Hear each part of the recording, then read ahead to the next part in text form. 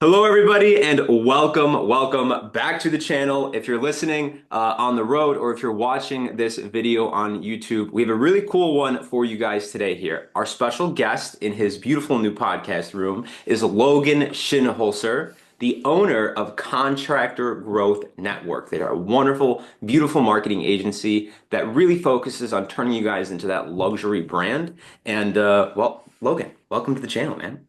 Thank you very much, man. I appreciate you having me on. Of course, it's a pleasure. I kind of liked when I was doing my research about you, trying to prepare for this show here. I liked your story about your dad, who was the koi pond contractor. Can you kind of tell us that story?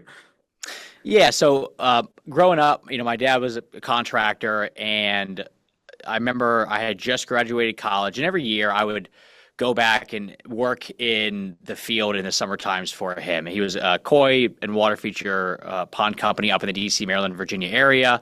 And when I graduated college, he had just won Pond Contractor of the Year at this big conference. And what was interesting about that was up until we all flew out to this conference where his company won it, we'd always heard from him about how, in not like a braggadocious way, but like how great he was and how much he was making an impact on the industry and stuff like that. So you had one side of it where he's running this really strong business. He's, at this conference, he was on stage for like more than 50% of the time, whether it was like him or somebody else on the team.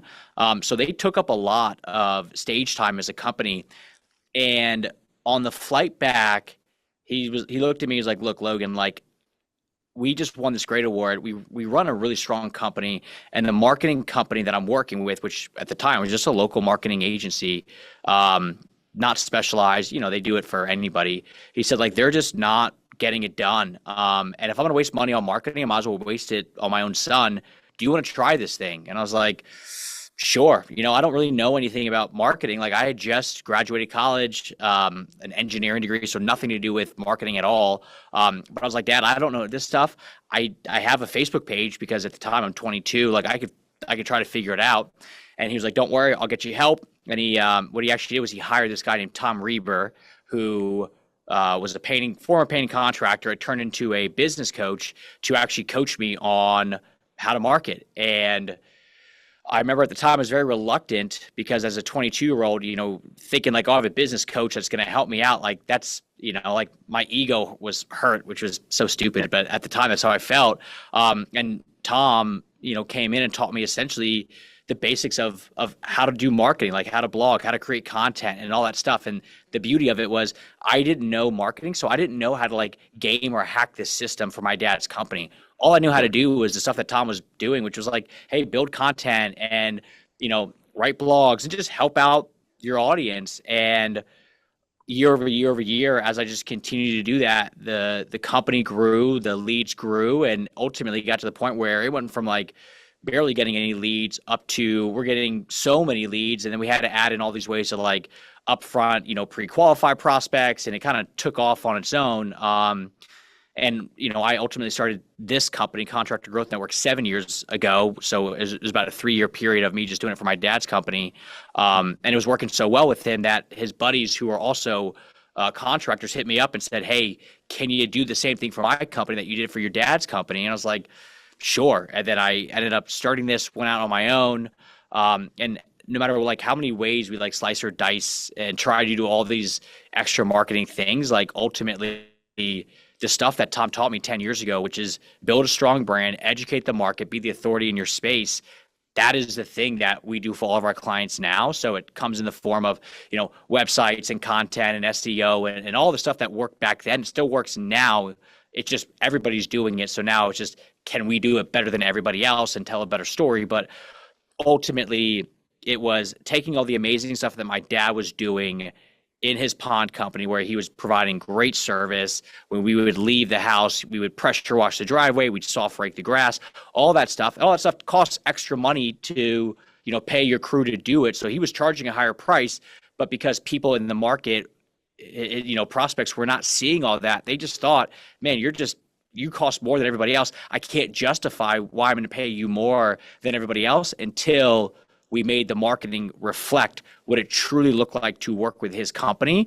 And that's when people started to call him up, and it didn't go for like, it used to be, hey, I want to get a quote, to like, hey, I've been watching all your stuff and I've been reading your blogs.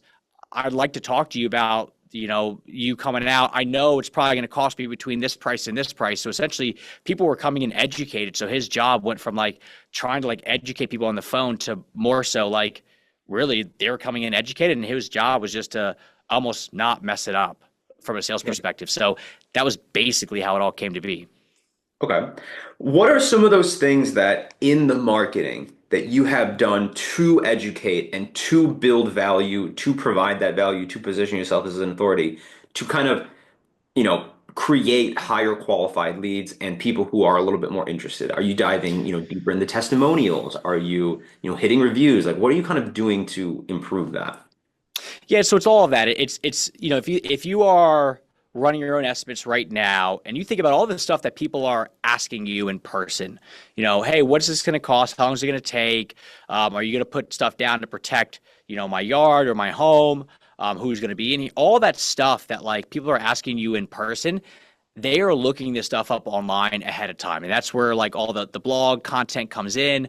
But essentially you were just taking all the stuff out of your head and putting it's not onto paper, but it's onto your website to establish that you know your stuff, right? You are educating people ahead of time. So like, we have like our painting clients that we work with, like it is a ton of just education around what stuff costs, how long is it going to take, all the things that are going to stop somebody from wanting to move forward with getting their home painted. Like we're just getting ahead of that because we know ultimately it's going to come up. And if you are, a homeowner wanting to get info around, I don't know, pricing to paint a 2,000 square foot home, you're most likely going to go on the internet first and foremost to figure that out. And either Angie is going to educate them on what it costs, and it's most likely going to be a third of what it actually costs, or you can do that because that's what Google wants to do, is they want to show credible brands and credible businesses, their answers to whatever people are searching for. So the first piece is all around just the basic education of, hey, we just want to help you make a better decision on, should you get your house painted, what rooms, and who should you go with. It is our job as a company to help mold you into becoming a good client of ours. And a lot of that's through education. Instead of having to do it one-on-one in an estimate, you're doing it proactively online, and it is easier to do it at scale. So that's a huge part of it. Testimonial wise, the next piece is when it comes to testimonials, like the painting world is a different game because you kind of have your interior painting and your exterior painting, and the reasons why people move forward with those are very different. So on the exterior side, we have this thing called Mother Nature that works on our behalf, where interior, if I don't get my house painted for 15 years on the inside, it's just going to look like crap. Like, but it's not going to kill me, it's fine. But interior, like that's that emotional piece. But exterior, because you have Mother Nature, you have to get your house repainted every 8 to 10 years, depending on where you are. It might be even more if you live on the water. It might be 5 years. But ultimately, you have to get your house painted because it's also going to protect the siding on it. So there's now more of a need to get people across to like actually make that happen. So on the exterior side, for example, like on the testimonial piece, what a lot of companies do for testimonials, they go, oh, I just hired Caleb's Painting. They were so great. They walked me through it. They're really nice. But that works really well if people are hell bent and set on getting their house painted. The issue is most people don't know that they need to get their house painted every X amount of years. So the testimonials now become, look, like I came home and I started to realize that like I had just like the paint was like flaking and chipping and it just didn't look good. And when I talked to, Caleb's Painting Company, they actually told me like, this is like hurting the exterior. And I realized my, what ultimately became a $15,000 painting project could have been a $40,000 project because now that would have been replacing all the siding and all the issues that come with it. So the testimonials are not just like I work with them. They're great customer service because everybody's going to have those. But it's more of like if the testimonials from the clients can actually educate the consumer on the same thing we just talked about, which is the education piece, that's going to actually move the homeowner to be like, oh, wow, like I I didn't realize that I needed to get this stuff done. And that's going to move the needle way more than simply just saying they were a good company to work with. I would advise you do the same because, of course, if they're on camera, like they're going to go for that, they're going to sing your praises. You're not going to promote them if they gave you a bad testimonial. So from a testimonial perspective, it's more focused on what was the problem they were dealing with, why did it need to get fixed, and then you come in and talk about how you did it, but it's making sure that the homeowner is calling out the problems they're experiencing first, because then other homeowners who see that are going to be like, oh, wow, that's me. I'm also dealing with the same issue. I probably also have a problem with my siding. Let me get on this right now. And now they're not waiting 20 years to get their house repainted. They're doing it every 8 to 10 years like they're supposed to. Okay. How do you see kind of local personal branding tying into this? A lot of the things that we always recommend is that the person who shows up to your house or the business owner is part of the ad. If you see John the painting company owner in the ad, and then he shows up to your house and shakes your hand, that's so much more powerful than just stock footage or whatever. What are some of the ways that you see that on your end, kind of personal brand sort of tying into that now? It's huge. I mean, the personal brand, I mean, ultimately comes down to like, think about like if you're like take the digital world out and now like just about your personal branding around your community. Like we work with a client, Triple Painting up in Ann Arbor. I mean, he very much is Ann Arbor, Michigan. Like he was born and raised there. His father-in-law used to be like the mayor of Ann Arbor. Yeah. I mean, he is known there. So we just did a bunch of like market research for Ann Arbor. A lot of people know exactly who he is, and it's not just because we've been doing all this stuff for him for 5 years now. It's because he is part of the community there, and it's so much easier to then build a whole reputation around that. Because if you're genuinely just a good person, you're in your community, stuff like that, then you put that online, and now people see, okay, this guy is not just here to like slap up some paint, and if I have an issue, I can't get a hold of them. I know they're going to events. I know that I see them online. Like you're building up that know, like, and trust factor. And it's the same thing that it comes to like, let's say like an industry that most people don't love, but like the legal industry, right? Like nobody wants to have to call a lawyer and go to battle in court and stuff like that. But like you would rather have a lawyer on your side that you trust, that's part of the community, because ultimately like they need to have your back. And it's the same thing here. So the personal branding piece is huge. The stronger it's going to be, the better. Like when we like going back to that like testimonials and like the if you do video testimonials where it's the client talking about the problem they were dealing with, well then they're going to then talk about what it was like working with the crew, and you have shots of them with the crew like interacting and they're smiling because painting, especially on the exterior is one thing, but interior, like you as a homeowner, you're inviting people, strangers, into your space where, I have a 10-month-old kid that, stays home. So like, if I'm going to have somebody in my house, like around my 10-month-old and my wife and all, like, I want to make sure that it is somebody that like I can trust. And it's not that I don't naturally distrust people, but I just don't know you. So the more that I know you over and over and over, the better it's going to be. And like, back to my dad's like pond company story, like at first when I was shooting all these videos, it was the customers and it was like the crew that was working on it. And I thought I was just like, I took an iMovie class in high school, thought it was fun, it was cool. But what happened was like by year 2, homeowners were like, because of the way that my dad would operate is you would show up and he would introduce the whole team. And essentially he called it transfer of trust, but that was his way of saying like, I'm no longer going to be on your project. They have it covered. And he would always introduce the whole crew. And by year 2, they would cut him off and go, oh, no, that's Nick and that's Logan and that's TJ and that's Jake. So immediately they knew who the crew was. So they felt comfortable. And coincidentally, we started at the end of the project, like during like the final wrap up, the homeowner would be like, hey, I'm going to have a little barbecue for you guys to like celebrate the end of this. Like, what kind of beers y'all like? Like, I'm going to grill out. Like, and it was cool. And it became such like a bond between the crew and this one homeowner. And ultimately it was way better for the crew because we were all super happy because the homeowners loved us. And then they would get to like share the story of like, yeah, I'm just grilling out with my pond company. And that would start to like spread out. So from a personal branding perspective, like, it's humanizing your company because ultimately people do business with people, not with businesses.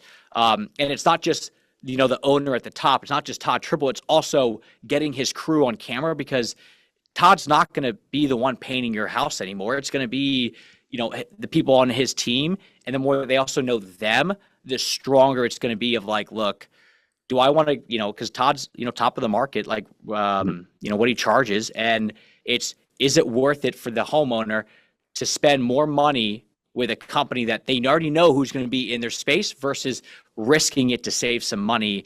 And ultimately, that's something that the homeowner has to decide for themselves. But we want to make sure that we're positioning the company in the best light. So then that way, the homeowner does have the opportunity to at least go, I understand why you cost more money than everybody else. Yeah. And that's one of the things that I feel a lot of people in our industry struggle with is just separating themselves from the Chuck in the truck that, just started his painting company last week. In terms of all these other industries, HVAC, pond building, things like that, it's a lot easier to start a painting company than a pond building company. And because of that lower barrier to entry, there can be people who are not qualified to be doing this who charge the cheapest price possible. So it can be hard. And I know a lot of people struggle with separating themselves. So you recommend basically providing as much value as possible, really showing the value through your website, through ads, through emails, through all this different stuff, to kind of just sort of build that trust and show, hey, listen, this is a phenomenal, real company with a wonderful team that you know, that you like, that you trust. That's kind of basically how we're separating those two, correct? Yeah, I mean, like painting is different. So let's say the pond world. Pond is a lot of aesthetics. Remodeling is a lot of aesthetics. So you can visually see there's two different, let's say, remodeling companies. Company A builds in this style, B is in that style. Painting is pretty much all the same as far as like the end result, unless you're doing murals, in which case that goes back to the artistry. But like ultimately, kind of like what you're bringing up with like, home service space, like we have like Morris Jenkins around here who's big on HVAC. Their spiel is not, look, we're going to get you the best generator. Like their whole thing is like they have guys like their team is white button down shirts and they look professional and it looks like what you would think is like an HVAC technician from like 1950s or like the Yeah. milkman where like they look Yeah. great. Painting is the same thing. So like if you have painters rolling up that look great, that's going to give off a completely different vibe than painters that roll up and they're ripping cigs in the front yard and their shirts, you're going to have some paint on it. But if their shirts are totally ripped to shreds, like there's two different styles there in which you're coming in. So like painting is not an easy space to differentiate yourself as far as like the quality of work because most painters, and maybe I'm off on this, but most painting companies are going to get pretty close to the same overall quality as long as you're like running a legitimate company versus like if I come in there and try to like I painted my own thing one time, I didn't realize how hard taping was. I won't ever do it That's again. all It I'm is very man. difficult.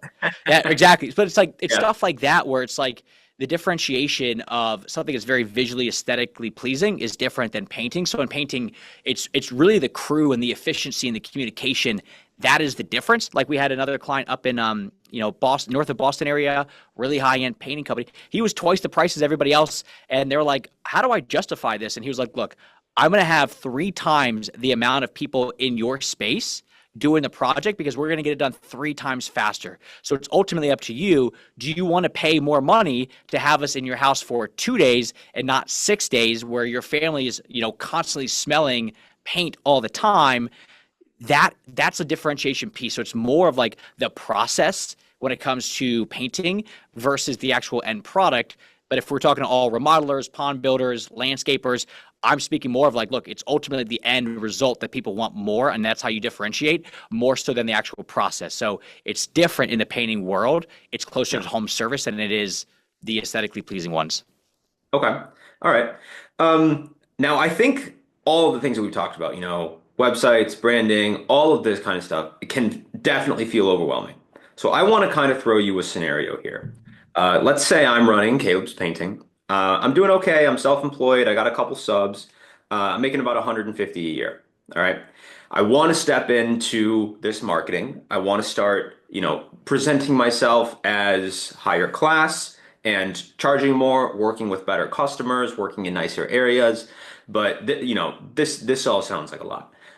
What are some of those first steps that I should be looking at? Obviously, like somebody making 150,000 a year running the painting company is not going to want to spend 5 grand a month on Google. But like, what are some of those first entry level steps to kind of get the ball rolling and start going in this direction?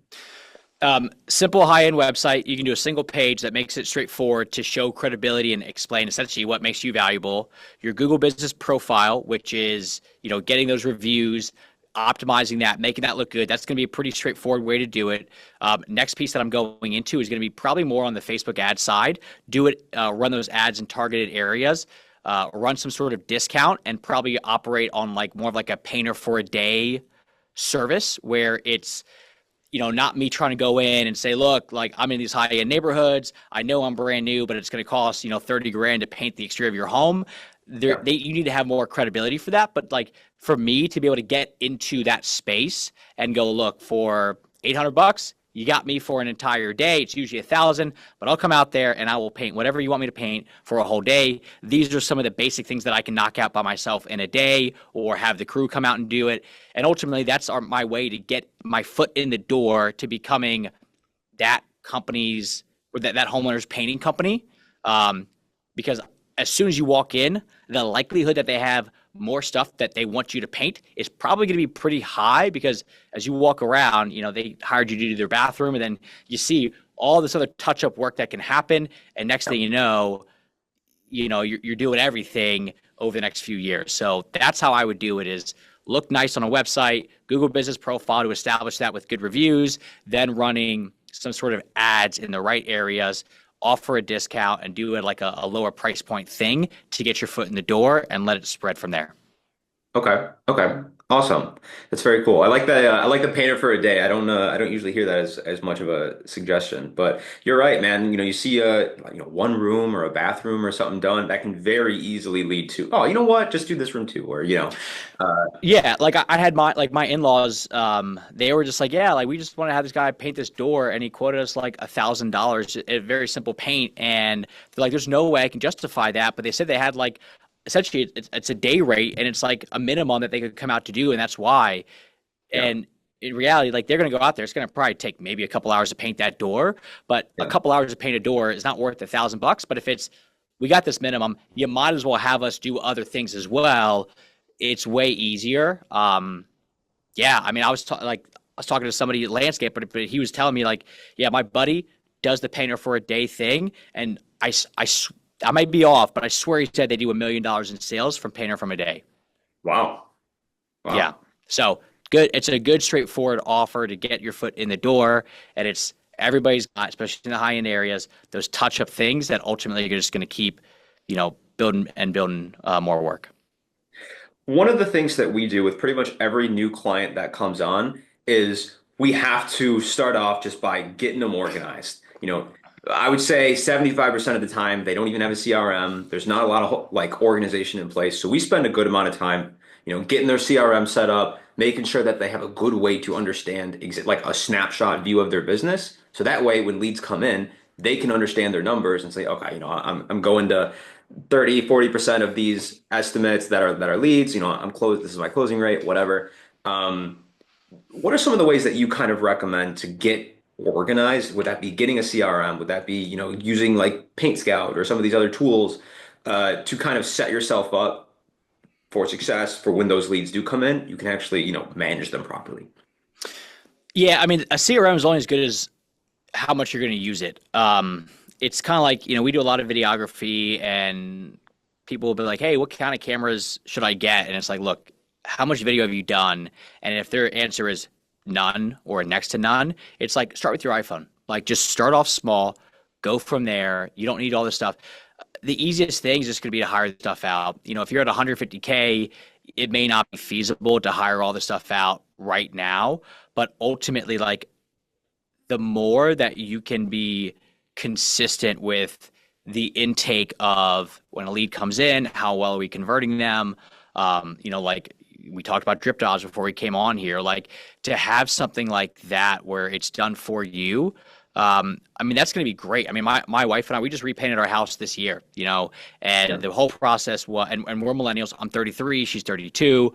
The whole process was, went online, found somebody that I saw they had yard signs at a couple other neighbors' houses. So I was like, oh, I'll just try them out. And I talked to the person one time on the phone. So I was more of like I'd rather just text you and you just tell me what the quote is. And I was in. Yeah. But they were very good at following up. They were really quick on being able to give me like a ballpark estimate, all that kind of stuff. And it was easy for my wife and I just to handle it all. And the only reason I talked to him on the phone one time was because we were having a bunch of landscape stuff done in the front yard. So I had to like say, hey, by the way, this is not going to be your typical like project from what you're seeing on Google Maps because like we're about to have stuff done. But the ability for me to quickly just always see in real time, because I would say, hey, can we actually add this? And they'd say, great, give me a minute. And then they would update the estimate in real time, have the next thing there. So it was very easy, very straightforward. So essentially, it's like the speed to lead on this stuff is going to be big. And the more organized that you're going to get, like, it's going to be worth its weight in gold if you hire this out and have it done correctly. Because if you're going to spend a whole week trying to figure out a software, then a whole week trying to figure out the systems, and then you got to be accountable to it all. It's a pain in the butt. Just hire the stuff out as much as possible, because it will come back tenfold. Yeah, and I think that having those systems in place is going to help your team, your marketing agency, all these other people do a better job.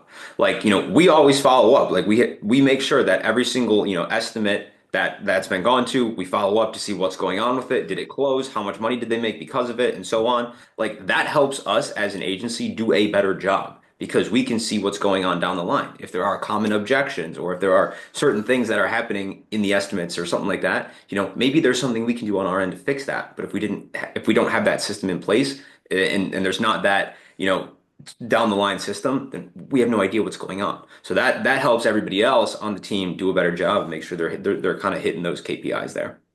Yeah, it's just info back because I think the issue with most marketing agencies is we all want to do a great job and we Yeah. all want it to work out. And unfortunately, what happens is we don't always do a great job setting the right expectations for this is what we're going to need from your side to make this a true partnership. So like if you guys are running Facebook ads and you're doing appointment setting, like the beauty of it is the fact that you're also doing appointment setting is like you get more real-time feedback. But like if you're just running ads and you get, on your side, all you see is, hey, we got you 100 leads last week, and the client never comes back to go, hey, look, they sucked. And every Yeah. single one was too cheap or the wrong area or this. You don't know what to change at all. So like you need that feedback sent back over to you because a marketing agency is only going to be as good as the data that's being provided. But it's also up to the marketing agency to like make it easier to go, look, like here's your stuff. Here's all the leads coming in. We need you to tell us, are they good? Are they bad? Why not? All that sort of stuff. So it's like, it really is a partnership. And the more Yeah. that you're in this like marketing or like the more that you grow your business, like the more you realize like the marketing is not set it and forget it. If you want set it and forget it, that is Angie, that is Home Advisor, that is those sorts of companies, which I think as I say those words, most people, they feel a certain way about them, whether it's right or wrong. Like it's good for some people, but for most people that we work with, it's not a great fit. And ultimately, if you want to set it and forget it, that's going to be your route. But then you have to kind of then recognize, like, if you're going to do nothing and you're going to take the marketing hat off to somebody else and completely be oblivious to it, then they're also not going to have the right data feedback from you unless they are doing the appointment settings and running the appointments and then implementing that back in, which is going to cost a ton of money. So you kind of have to figure out where on that line you want to be. Yeah, and yeah, you're right. Setting those expectations are very important. One of the things we just came out with was a training on exactly how to film ads. Like we can do all the editing, we can do all this stuff, but we can't be the business owner on camera. So I think that whatever marketing agency that you're working with, they have to be able to coach you on what to do and things like that. Um, but I wanted to kind of I was diving deep into like your process and what you guys do with some of your clients and things like that. Uh, can you kind of where does that start off? On the market research, if a new client comes on, like how does this all start? And then what does that process look like? What do you guys do for that? Yeah, so I'll give you like the full everything. So you come in, you got a bunch of money, and you're like, look, I want to do this thing right. Like Yeah. I don't want to just jump into it. The way that we do it is we're going to start off with market research. So we want to understand who your ideal client is. We want to understand what makes you special, what makes you unique. Are there certain parts of your process that people absolutely love? So, for example, if you were going out and everybody says, "Oh, Caleb, the estimator was amazing. Like he brought me done, he did all this stuff." Like then that's a huge selling piece for the company. We want to make sure that when we actually build out the marketing, like that is part of it where everybody sees Caleb's face and understands like when he shows up, this is what it's going to look like. So we start off with first that market research piece to understand what do we need to do on the marketing side? Kind of back to that triple painting situation. They have a ton of market share. A lot of people in their area already know who they are. So for us having to run branding ads, it doesn't really make sense because people already know him. So it's not as pertinent as maybe somebody that's brand new and people have no idea that they exist. So they now need to get their name out there first. So that's the first piece is understanding what we're working with, what your current marketing setup looks like. Is it good? Is it bad? What's working? What's not working? Who are your competitors? What are they doing? All those sorts of things. Then the next piece is branding. It's the bigger you get, the more important that having good brand matters because all your trucks, all your vans need to be wrapped appropriately. It's less about like we're gonna make your brand, your truck wrap list out all 40 different types of painting services you provide, but more so like we want to make your stuff recognizable. It's almost like if you see a brown van drive by, you probably know it's going to be a UPS truck, like that sort of thing. So you want to make sure that you are being known, and you're again establishing that brand in that area. Nice logo, nice branding, nice shirts when your team shows up, good yard signs, all like the basic fundamental pieces. That's next. Then from there, we're going to actually build the foundation, which is the website. The website is going to make sure that it's appealing to your ideal client. It is explaining why you're different, how you're different, all that sort of stuff. And then it goes into once we have the website is like that main foundational piece. And for some people, it's having video on there that shows your team in action, that shows your team, or those testimonials and things like that. That's like really like a super strong, like once you're really well established, that makes sense. If you're earlier on, that doesn't make sense because it's kind of like, I just wouldn't put my money towards that quite yet because that's a down the line thing. The website becomes the resume for your business. We want to get as many people over to the website as possible to show what it looks like, establish that brand trust, all that stuff. So by the time that people are coming in, they are closer to what we call referral quality lead, which is somebody that they've seen your work, they know what it looks like to work with you, they understand the ballpark process, they understand ballpark pricing, and on top of that, like they have seen enough testimonials and reviews from your clients that they go, okay, like they seem legitimate, and this other, video, let's say we do a video testimonial, this video testimonial from this other person, they're a lot like me and I'm in the same situation as them. And if this company was good enough for them, then it's good enough for me. So the website needs to explain all of that as best as possible. And then it becomes a game of Google ads, SEO, social ads. Essentially, you're now trying to get all these different ways of building traffic back to the website because the website really is meant to be the resume for your business, which then leads into conversion. So that's ultimately how we do it. But start with the basics, understand what the business is good at, what it's not good at, what the competitors are doing, make sure the brand looks good, make sure the website's strong, and then you can really focus on building out all the ways to get people back to the website. Okay. So, and kind of at the end there, it looks like you guys are doing a lot of like, paid ads to put fuel on the fire to, ramp up what's working, what's not, adding some SEO. Like, what does that all kind of look like? We are way more on the SEO side than we are on the paid ad side. That's mostly because most of who we work with are going to be more on like the design focused contracting spaces. So landscaping, remodeling, painting if you're higher end. But if you are more of like earlier on, like we may not be the best fit for you right now because you may not need all this brand research and it's going to, cost you more money. And realistically, like you just need to get work through the door to figure out who your ideal client is and are you actually special or not. So we're more on the SEO side, but like if you like Google, like Sherwin-Williams versus Benjamin Moore, as of right now, unless I'm mistaken, the number one post is going to be a blog from triplepainting.com, who's our client. Like, so we are building up all the brand authority on Google. So ultimately, if it's anything painting related on Google, because you still want those top spots. Like on Google, if somebody wants to get their house painted, they're going to go to Google most likely to get, where do I find somebody?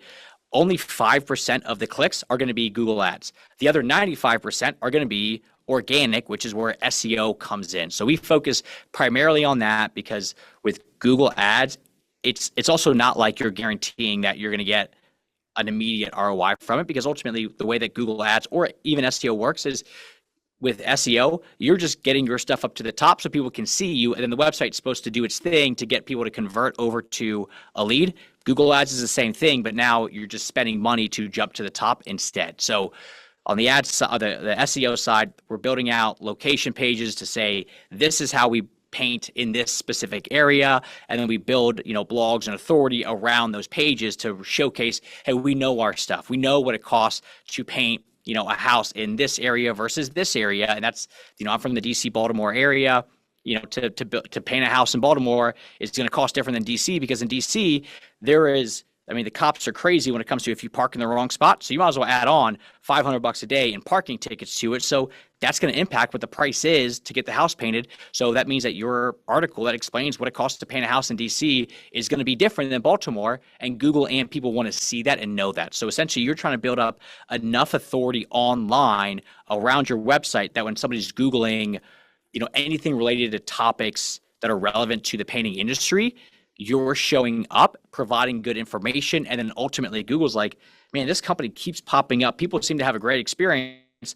Next time somebody searches for a painting company DC, let's show them, because we trust that they know what they're doing. They're getting reviews from people in DC. They're getting reviews from people in Baltimore. We want to show them more and more and more. So that's how it works on the SEO side. And then ads is essentially, you get to kind of skip all that, but ultimately you're always going to be paying with Google ads. And if you stop paying, you go away.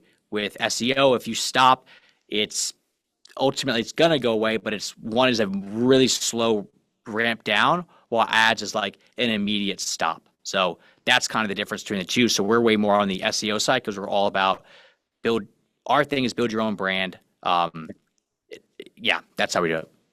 Okay. And can you touch a little bit more on those location pages? Like, what do you mean by that? And then what are you guys kind of building like in those different areas? Does that mean like a different landing page for each area, or how does that all kind of work? Yeah. So essentially what we're doing is we are telling Google, hey, we know how to provide this service in this area. Google is really, really smart at certain things, and there's other things that it's just like, it doesn't make sense on why they don't pick up on it, but they don't. So for example, let's go back to how long does it take to paint a house? Like, let's say that's the blog post that we want to write. It's going to be the same price or the same timeline in Baltimore versus DC, because it's still time of painting the house, but you still need to have a different one for each, because people, if somebody lives in Baltimore, they don't want to see an article that says how long does it take to paint a house in DC. They want one that says how to paint a house in Baltimore, because they're like, oh, I live in Baltimore. It's the same thing with these location pages. So your website should have, for all the different painting services that you have, so if you do interior, exterior, cabinet painting, commercial, each of those should be an individual page on your website that's going to signal to Google and people, hey, we provide this service in this area.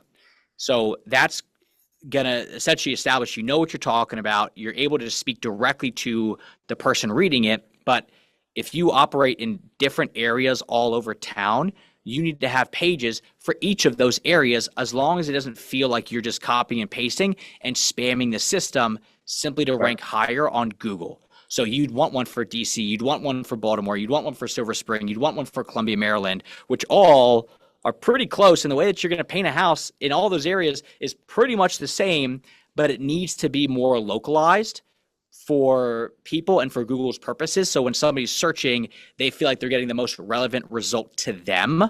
The easiest way, the industry that I think works best for this would be like back to the legal industry. Let's say you are like a personal injury lawyer and you have a page that's like personal injury lawyers, in like my neck of like where I live in Charlotte, like there's a road that is heavily trafficked. It is kind of dangerous at times. You can say on that page, hey, if you're looking for an injury lawyer in Dilworth, North Carolina, that's probably because you were on East Boulevard, and that's a super dangerous area to be. You probably dealt with this. In fact, out of all of Dilworth, 82% of injuries happen on East Boulevard. Well, now somebody reading that lives in Dilworth is going to be like, yeah, that's exactly it. Like, that is why I'm dealing with this stuff. So it's a little bit more difficult to super differentiate amongst like each thing in like the painting world, because you're not going to have those sorts of examples, but you still need to contextualize it to the people that are reading it into Google to say, I do this service in this area. And that's how you're going to start to build authority, saying, I know how to do it in these places. And then you build all the blog content around each of those pages to then prove, I didn't just put up a page and say, hey, I can do this in this area. I also am educating, people in Google to show I know this stuff. I know how to paint a house in Baltimore, which is kind of the same as DC, but I'm proving to you I know that there's a difference. Okay, understand. How do you make sure that the people in Baltimore aren't seeing all the DC stuff? Like, how do you separate all that? You can't. I mean, ultimately, it's Google. I used to work for Indeed.com, and people would be like, "Hey, how do I make sure that bad applicants don't apply for my job?" And I'm like, "It's the internet. You can't do that. Yeah. Like, there's Okay. no way to do it." So it's going to be really hard. I mean, paid ads is going to be your best bet, where it's like if you just want to show a paid ad that's specific to Baltimore that goes to a Baltimore specific page, you can do that, but there's no way to stop the person from them going back to Google, because that's what's happening more and more now is like, especially on bigger purchases, like nobody's gonna like, oh, I want to get my house painted. It's probably gonna cost a lot of money. Let me not vet this company up front. Like, they're gonna go back to Google and type in your name and see, what do your Yeah. reviews look like? What does your website look like? All that kind of stuff to make sure that before they even reach out, like, is this a legitimate company? So ultimately, people are gonna go back and see that, and it's okay. Like, it's fine, but like, it's gonna happen. But if you're in Baltimore and you type in like painting company Baltimore, the page for Baltimore on the website should be the one popping up, not the page for DC. Yeah. Who are some of those people, if they're listening, if they're watching, and they think, they like what you're doing, they really want to build their brand, they really want to, come off as a better company, and market this way. What are, some people that would be a good fit, or some people that wouldn't be a good fit for your company? Yeah, good fit. You mean you're going to be on the higher end of things as far as like, you're not just coming up and slapping paint, and that's not your message when it comes to how you want to get, why you're special across. You're going to have several crews. Your crews are going to be good at the customer service. They're going to walk up, shake hands with the homeowner, because that's all stories that need to be told. We need to show what it actually looks like to be a customer of yours. And if we can get that across in the website, it's going to be gold for you, because that's ultimately what it is. But if you don't have those things in place, we may not be the best fit right now. So, from a revenue standpoint, you're probably looking at least, $1 million on the lower end of things. You've got several crews, but you're just really looking for a way to truly differentiate your company, and you want to be seen as this higher end painting entity where you're getting more of those types of clientele coming through the door. So that would be a better fit. If you're on the smaller side of things, or newer, if you will, because everybody starts somewhere. I mean, I totally get it. It would probably be a better fit just to get some like breathing room under your belt, because a lot of what we do is more of a long-term play. SEO, which, website branding, SEO, that's like what we specialize in. The video marketing is what we specialize in. Like, that stuff still takes time to do. So if you're like, I need leads right now, we're not going to be the best fit. But if you're like, look, I got enough referrals, we've got a good system rolling, now I just need to take this thing to the next level and really elevate it, because ultimately, if you also have a very strong brand and it looks good, it's going to be much easier to recruit higher end painters, because now people are like, oh, I want to work for this company. They look strong, they look stable, and employees want stability. So if you don't look high end and it looks like you're just like, you're going to have slow periods and stuff like that, like where they're going to have job instability, it's much harder to recruit that way. So if you are trying to grow this thing, elevate your brand, be more like that recruiting machine because of how you look and operate, that's a better fit for who we service on the painting side of things. Okay, that makes sense. And where can people find you guys if they want to learn a little bit more, they want to talk to somebody on your team, like what are those next steps? How can they get in touch with you? Yeah, if you just go to our website, contractorgrowthnetwork.com, I mean, that you can see our stuff there. I mean, like, I am a firm believer that, like, if I don't really do sales calls anymore, we have people for that, but like, ultimately, like when I would hop on the phone with somebody, I'd be like, look, let's just look at like a website that we build because if you don't like it, it's going to be a very fast conversation. So we have examples of some of the work that we do, how we operate, all of our content there. We have our own podcast, all that stuff. So if you go to our website, contractorgrowthnetwork.com, that's going to be the best place to find us, learn about us, and just, our goal is to educate this market as much as possible because ultimately I'm a firm believer that like, I love helping the businesses that want to help themselves like that. I take this stuff very seriously. Like I just had a kid, he's 10 months old, but my first baby was my company that I have right now. And like, I treat it as such. So like, I know what I've poured into it and I know how much I've like put up to like try to make this thing better and all the books and podcasts and all stuff I've consumed to make it right. And if there's other people out there that are like that, like I want to help them because I was very fortunate where I had a dad that was a contractor. I grew up being the son of a contractor. He is somebody that was great at business and it just came to him naturally. It didn't come to me naturally. So everything I would be like, why'd you charge this? And he's like, well, why would you not? And then I would like do all this research to understand this stuff. And I'm like, hey, Dad, I think this is why this makes sense. He's like, oh, and now that you mention it, that's it. Most people don't have that like business bone that my dad had. So the more that I can kind of take like these higher level concepts and like whittle it down and be like, this is how this should work. Like it's all the things that I had to go through on my own to figure out how this stuff worked. But being able to pass that over to other people that want to consume this stuff, like that's the clarity piece of business is worth way more than the money piece of business because the aha moments of like, oh, now I get why I'm special. Those feel so good to me because it's like, it feels like I accomplished something so big. So if I can help other people with that, that's it. And that's where we put all the education into. Yeah, and guys, I'll leave some links below in the description of the podcast and the video. You guys can check it out. One thing I'll say is look at those website examples. I went through them. When I started to go through them, it was because I was trying to do research, learn as much as I could, about our guests here today. And then I stayed and I just kept looking at them just because I thought they were cool. I thought they were, engaging. And I kind of got lost in some of those examples. Check them out. They're awesome. I would definitely recommend taking a look at those examples, seeing if that would be the right fit for you. And all of those links will be below if you would like to check it out. Logan, thank you for coming on here today, man. It was a pleasure. Awesome. I hope everybody got some value out of this today. I really think there was a lot of gold nuggets in here. So thank you everybody for listening. It was a pleasure, and thank you, Logan. It was nice to talk today. Of course. Thanks, man. It's been great. All right, thanks everybody. Goodbye.